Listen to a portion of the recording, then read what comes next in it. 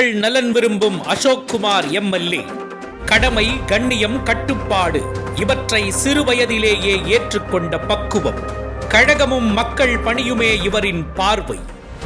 பேராவூரணியை தரணி போற்றும் தொகுதியாக மாற்ற வேண்டும் என்பதே இவரது உன்னத லட்சியம். அதற்காகவே திராவிட மாடல் முதலமைச்சரின் திட்டங்கள் ஒவ்வொன்றையும் மக்களிடம் கொண்டு சேர்க்கும் பணியில் முன்னோடியாக களத்தில் நிற்கிறார் பேராவூரணி சட்டமன்ற உறுப்பினர் அசோக்குமார்.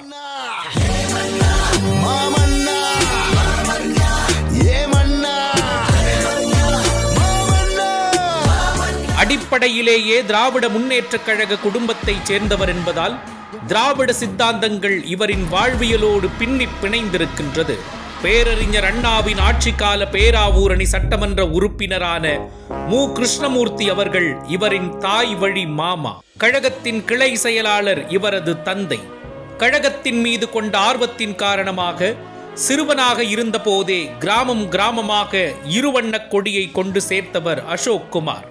பழைய ஸ்கூல் படித்துக்கிட்டு இருக்கையிலேயே இந்த எலெக்ஷன்ல எல்லாம் நாங்கள் இந்த மாட்டு வண்டியில் அப்போ மாட்டு வண்டி ஊர்வலம் அதில் எல்லாம் மாட்டு வண்டி ஓட்டிக்கு போயிருக்கேன்.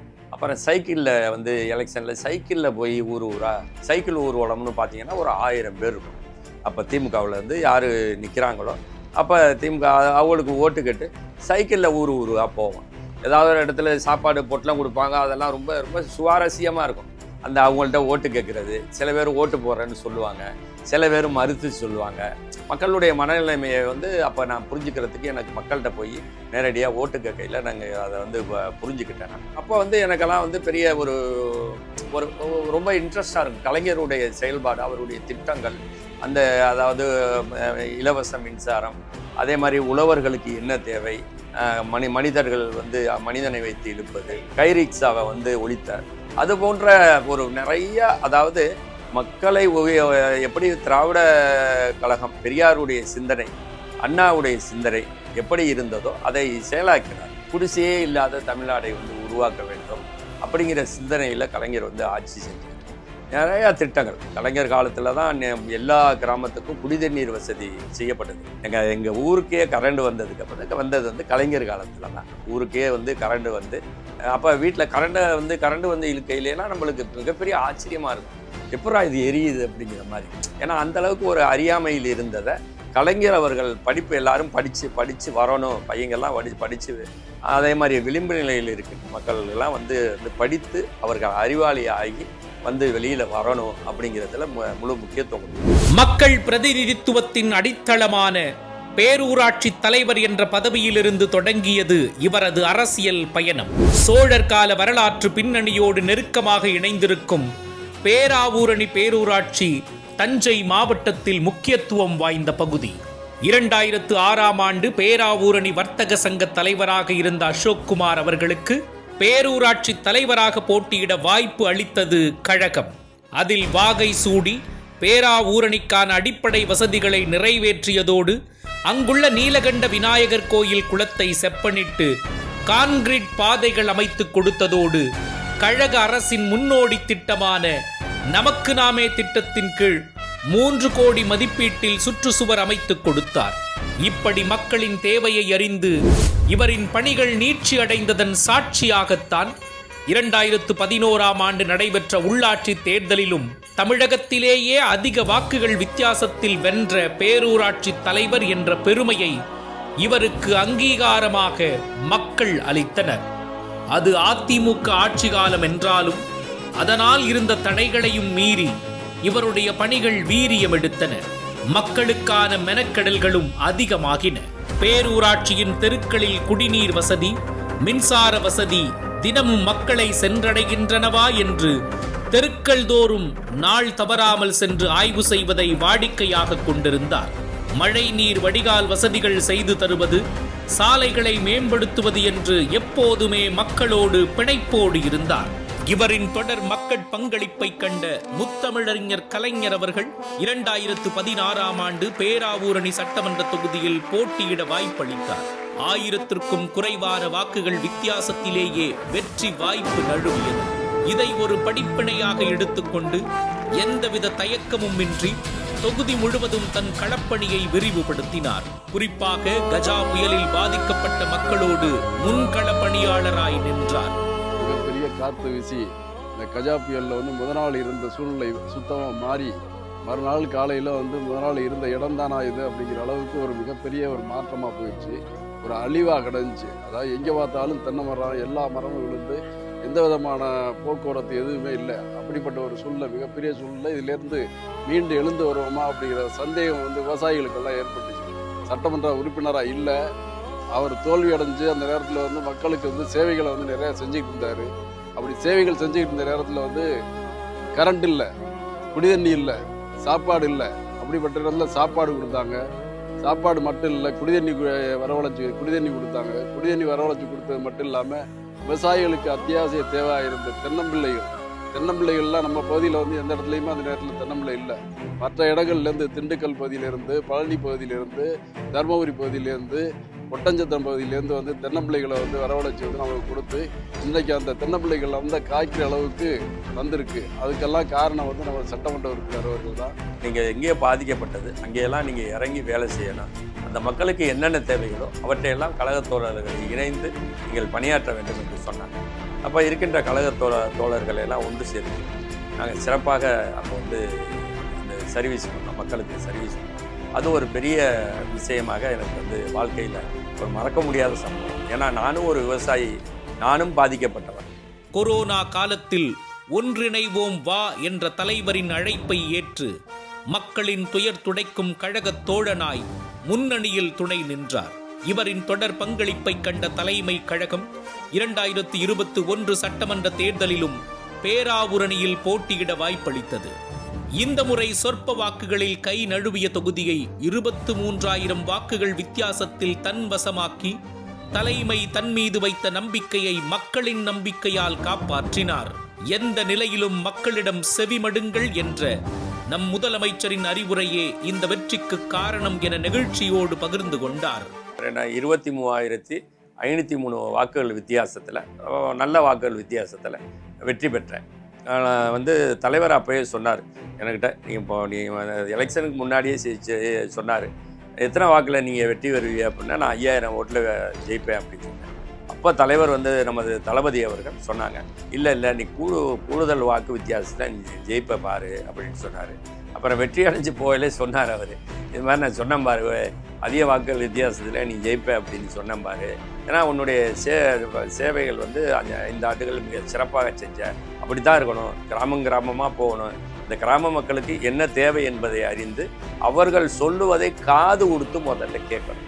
என்னுடைய வெற்றிக்கு காரணம் நம்ம ஏழை பாலைகள் அவர்களுடைய கோரிக்கையை சொல்லும் பொழுது அது ஊர் சம்பந்தப்பட்ட வேலையாக இருக்கலாம், அவர்கள் தனிப்பட்ட குடும்ப பிரச்சனையாக இருக்கலாம், அவற்றை நாம் காது கொடுத்து கேட்டாலே அவர்களுக்கு ஒரு மன திருப்தி வந்துவிடுகிறது. அதற்கப்புறம் அதற்குள்ள பணிகள், அவர்களுக்கு நம்மளால் முடிந்த பணிகளை செய்து கொடுப்பது என்பது 21 வரைக்கும் நான் மிக சிறப்பாக செஞ்சேன். தனது சட்டமன்ற தொகுதிக்குட்பட்ட பகுதிகளில் சாலைகளை அகலப்படுத்தியது, புதிய சாலைகளை அமைத்தது, பேராவூரணியை சுற்றி உயர்மட்ட பாலங்கள் அமைத்தது உள்ளிட்டவற்றை திராவிட மாடல் ஆட்சியால் நிறைவேற்றியுள்ளார். சென்னை மற்றும் கோவைக்கு நேரடி பேருந்து வசதிகள் பெற்றுக் கொடுத்துள்ளார். இப்படி சுமார் 500 கோடி ரூபாய் அளவிலான திட்டப் பணிகளால் பேராவூரணி சட்டமன்ற தொகுதியை புதுப்பொலிவு அடைய வைத்துள்ளார். சுதந்திரம் வாங்கி 75 வருடம் தாண்டிடுச்சு இந்தியா முழுக்க. ஆனால் எங்கள் ஊருக்கு புனல்வாசல் கிழக்கு எங்கள் கிராமத்துக்கு அன்னைக்கு அக்டோபர் மாதம் தான் எங்களுக்கு சுதந்திரம் கிடைத்தது. விவசாய நிலங்கள் உள்ளது, மற்ற செல்வாக்குகளும் உள்ள ஒரு கிராமத்துக்கு போக்குவரத்து மட்டும் ரொம்ப காலமாக இடையூறாக இருந்தது. இந்த போக்குவரத்தானது ரொம்ப நீண்ட காலமாக எங்களுக்கு ஒரு கோரிக்கையாக உள்ளது. எத்தனை ஆட்சிகள் வந்தாலும், எத்தனை ஒரு அரசியல்வாதிகள் இருந்தாலும் அத்தனை பேர்கிட்ட ஒரு மனுவாக கொடுத்து நான் கோரிக்கையாக ஏற்றுக்கிட்டு வந்தோம். அது நடைபெறவில்லை, அது ஒரு கனவாகவே இருந்தது. எங்களுக்கு அந்த போக்குவரத்து வந்த அன்னைக்கு உண்மையிலே ரொம்ப ரொம்ப பயங்கர சந்தோஷத்தில் இருந்தோம். கண்டிப்பாக இந்த பணியை இந்த போக்குவரத்து துறை உருவாக்கி கொடுத்த மாண்புமிகு ஐயா பேராவூரணி சட்டமன்ற தொகுதி எம்எல்ஏ அவர்கள், அதாவது திரு அசோக்குமார் ஐயா அவர்களுக்கு மிக்க நன்றி எங்கள் கிராமத்து சார்பாக. சட்டமன்ற தொகுதியினுடைய எம்எல்ஏ எத்தனையோ முறை பேராவூரணி தொகுதியில் எத்தனையோ எம்எல்ஏ இருந்திருக்காங்க. இந்த எம்எல்ஏ தான் கேட்டோன்னே எங்களுக்கு அடுத்து பார்ப்போம்னு என்று சொல்லாமல் என்ன தேவையோ, இந்த தொகுதிகளுக்கு என்ன தேவையோ கேட்டோன்னா அடுத்தடுத்து அதை முறையாக செய்து கொடுக்கிறார். அது ஒரு எங்களுக்கு கிடைச்சதுலே பெரிய ஒரு சட்டமன்ற தொகுதியினுடைய எம்எல்ஏ. இதுக்கு எங்களுக்கு வாழ்நாள் முழுவதும் ஒரு சந்தோஷத்தை அடையக்கூடியவர். நாங்கள் 2 கிலோமீட்டர் சார், 2 கிலோமீட்டர் தூரத்தில் போய் நாங்கள் அங்காடி ஜாமான் வாங்கிட்டு இருந்தோம். ரொம்ப கஷ்டமாக இருந்துச்சு. காலையில் போனால் சாயந்தரம் வரைக்கும் நாங்கள் நிற்கிற மாதிரி இருந்தது. அதனால் எங்கள் ஏரியா கவுன்சிலர் முகில் அண்ணன்ட்ட நாங்கள் கோரிக்கை வச்சோம். நாங்கள் எம்எல்ஏ அசோக்குமார் அண்ணன்ட்ட போய் இதை போய் சொன்னாங்க. அது அவங்களுக்கு மேல் இடத்துல போய் சொல்லி எங்களுக்கு நல்லபடியாக அதை கடை வச்சு கொடுத்துட்டாங்க. எங்களுக்கு ரொம்ப ரொம்ப ரொம்ப ரொம்ப நன்றி. ரொம்ப தூரமாக இருக்கனால தூக்கிட்டு வர முடியாத அரிசியை, அதனால் நாங்கள் போகவே மாட்டோம். வீட்டாளுங்க இருந்தால் தான் நாங்கள் போவோம். இப்போ எங்களுக்கு ரொம்ப பக்கமாக இருக்குது. நாங்களே ஒரு ஜாமான் வாங்கிட்டு உடனே போய் வாங்கிட்டு உடனே வந்துடுவோம். ரொம்ப ஈஸியாக இருக்குது. பேராவூரணி என்றவுடன் சட்டென நினைவில் வருவது வங்காள விரிகுடா கடற்கரையில் அமைந்துள்ள சுற்றுலா தலமான மனோரா கடற்கரை மற்றும் அதன் வடிவமான கோட்டைதான். சுற்றுலாவை மேம்படுத்த கழக ஆட்சி பல்வேறு முன்னெடுப்புகளை செய்து மக்களின் பேராதரவை பெற்றுள்ளது. அதன் ஒரு பகுதியாக மனோரா கடற்கரையிலும் பொதுமக்களை கவரும் வகையில் வண்ண வண்ண விளக்குகள் மற்றும் சுற்றுலா படகுத்தலம் அமைத்து பொதுமக்களின் பயன்பாட்டிற்கு கொண்டு வந்துள்ளது. அதே போன்று புதுப்பட்டினம் கடற்கரையையும் மேம்படுத்த திட்டங்கள் வகுத்து செயல்படுத்தி வருவதாகவும் பெருமை கொள்கிறார் பேராவூரணி சட்டமன்ற உறுப்பினர் அசோக் குமார். கடற்கரை கிராமங்களை அதிகம் கொண்டுள்ள இந்த தொகுதியில் சேதுபாசத்திரத்தில் 10 கோடியில் கப்பல் கட்டும் தளம், மல்லிப்பட்டின துறைமுக மேம்பாட்டு பணிகள் ஆகியவை மீனவ மக்களின் வாழ்வாதாரத்தை உயர்த்தி உள்ளது. இந்த 6 பார் 10 திருப்பி ஸ்டாலின் அரசு மூலியமாக இன்னொரு 10 கோடி ரூபாய்க்கு சாங்ஷன் பண்ணி கட்டி சிறப்பான முறையில் சட்டமன்ற தொகுதி வேட்பாளர் அசோக்குமார் மூலியமாக நல்ல சிறப்பாக கட்டி கொடுத்துருக்காங்க. 1000 பேர் 2000 பேருக்கு மேலே வந்து மீனவர்கள் வந்து வேலை பார்க்குறாங்க. வெளியிலேருந்தும் வர்றாங்க, உள்ளூர்லேருந்தும் செயல்படுறாங்க. இதை வச்சு நிறையா பேர் வந்து மீன் வியாபாரம் பண்ணுறவங்க பிழைக்கிறாங்க, கருவாட்டு வியாபாரம் பண்ணுறவங்க பிழைக்கிறாங்க. இதிலேருந்து நிறைய பேர் பொழப்பு நடத்துகிறாங்க. கடற்கரையை ஒட்டி உள்ள 10 ஊராட்சிகளில் முகத்துவாரங்களை தூர்வார தலா 1 கோடி ரூபாய் ஒதுக்கப்பட்டுள்ளது. விவசாயத்தை பெருமளவில் சார்ந்த இந்த தொகுதிக்கு அதன் விளை பொருட்களை பாதுகாக்க அடிநாதமாக கருதப்படும் சேமிப்பு கிடங்குகள் அமைக்க பல்வேறு முன்னெடுப்புகளை செய்திருக்கிறார். இது ஒழுங்குமுறை விற்பனை கூட அமைவதற்கு இடம் ரெடி பண்ணியிருக்கோம். பேராவூரணி டவுனுக்குள்ளேயே ஒரு 3 ஏக்கர் இடம் ரெடி பண்ணியிருக்கோம். அதே போல் தென்னை ஆராய்ச்சி மையம், தென்னை அது முழுதாக இது தேங்காயை வாங்குவதற்கு கொள்முதல் நிலையமெல்லாம் முதலமைச்சர் தரேன்னு சொல்லியிருக்காரு. அது பேராவூரணிக்கு பண்ணுறதுக்கு ரெடியாக இருக்கும். அதேமாதிரி பெருமுளூர் பகுதியில் பெரிய வந்து நெல் குடோன் கேட்டிருக்கோம். அதாவது அந்த பகுதியில் வந்து நெல் வந்து நம்ம பெருமுளூர் பகுதி என்பது அறந்தாங்கி தொகுதியினுடைய பாடல், புதுக்கோட்டை டிஸ்ட்ரிக்டுடைய பாடல். 2 பகுதியிலையுமே நெல் ரொம்ப அதிகமாக விளையுது. 2 பகுதிக்குமே தேவைப்படும் அளவிற்கு பெருமுளூர் பகுதியில் பெரிய நெல் குடோன் கேட்டிருக்கோம். அதே மாதிரி நெல் அரவை ஆலை வந்து ஊரணிபுரத்துக்கு கேட்டிருக்கோம். பெரிய நெல் அரவை ஆலை எங்களுக்கு தர வேண்டும் என்று ஊரணி பகுதி கேட்டிருக்கோம். பேராவூரணியின் முதன்மையான வருவாயாக இருக்கும் தென்னையையும் மீன்பிடி தொழிலையும் நவீனமயமாக்கும் திட்டங்களை மேலும் அதிகமாக செயல்படுத்த தொடர்ந்து பணியாற்றுகிறார் இந்த சுறுசுறுப்பான சட்டமன்ற உறுப்பினர். அதே மாதிரி கடற்கரையில் வந்து இறால், மீன், நண்டு இது சேமிப்பு வைப்பதற்காக ஐஸு பிளான்ட் கட்டுருக்கோம். பெரிய அளவில் அரசு வந்து கடற்கரையில் அமைத்து தர வேண்டும். ஏன்னா இங்கேருந்து இதில் தான் கொண்டு போய் ராமநாதபுரம் இது மாதிரி தான் கொண்டு போய் ஐஸ் பிளான்ட் வைக்கிறாங்க. இங்கேயே அரசு அமைச்சு கொடுத்தாங்கன்னா மீனவர்களுக்கு அது உதவியாக இருக்கும். இந்தியாவிலேயே தலை சிறந்த முதல்வர் மாண்புமிகு தளபதி அவர்கள் பேராவூரணி தொகுதிக்கு என்னென்ன திட்டங்கள் தேவையோ எல்லாம் செஞ்சுருக்காரு.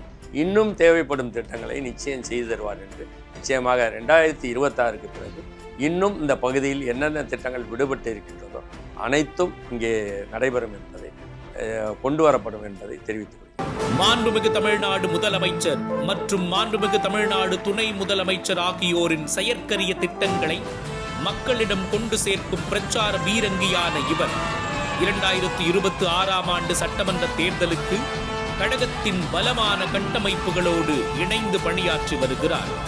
ஆனால் எங்களுக்கு கிடைத்த ஒரு சட்டமன்ற தொகுதியின் எம்எல்ஏ இவர் நல்ல ஒரு மனிதனை தொட்டு பொதுமக்களுக்கு என்ன செய்யணும், மக்கள் பிரதிநிதிக்கு தேவையான ஒரு எம்எல்ஏன்னா இவர் தான். என்ன தேவையோ அதை கூறும்போது அந்த இடத்துல அதுக்கான தீர்வை காண்றாரு.